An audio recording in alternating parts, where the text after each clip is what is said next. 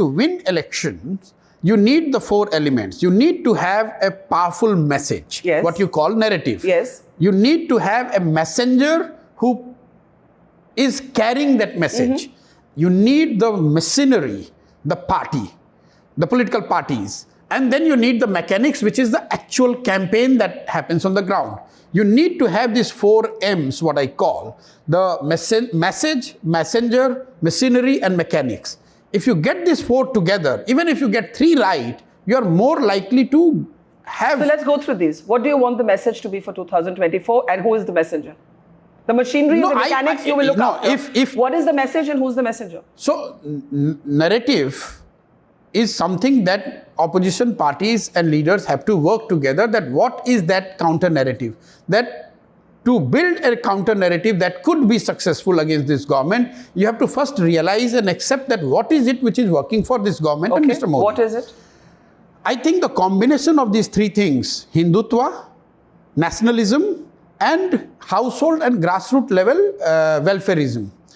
Put these three together, they are able to, by and large, capture the imagination of vast majority of Indians, where many individuals, even if they are at discomfort or at at the wrong side of the improvement in quality of their life, still they are willing to give benefit of doubt and still continue to support this government because, oh, this government or this party is for the Hindus. There are some who would say, I'm doing it, I'm paying 100 rupees diesel price because a new India is being built. That's nationalism part. And this individual and household level delivery of services, whether it is Kisan Nidhi के 2,000-6,000 रुपए है, या toilet बना दिया, या उज्ज्वला मिला है, कि चलो देश में कुछ भी हो रहा है, आप कितना भी उसको बता रहे हैं इन्फ्लेशन बढ़ रहा है, कितना भी आप बता रहे हैं बेरोजगारी बढ़ रही है, वो कह रहे हैं भाई कुछ भी हो, हमारे यहाँ तो सिलेंडर आ गया, हमारे यहाँ टॉयलेट बन गया, हमें तो 6,000 रुपए मिल रहा है. We have to first examine and assess and take cognizance of what is working for BJP. Then only we can put a counter narrative. The problem is we are not acknowledging what's working. So it's like in any walk of life, if you want to take somebody head on, you have to first understand that person, you have to understand what is it which is making them so powerful. Then only we can put a counter.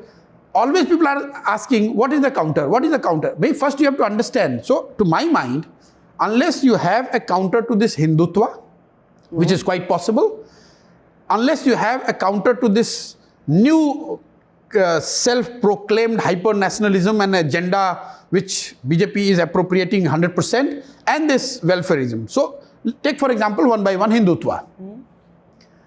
So a lot of people are saying, can we can counter it by getting into this debate of Hindutva versus Hinduism versus, it's futile exercise. Look at hard data.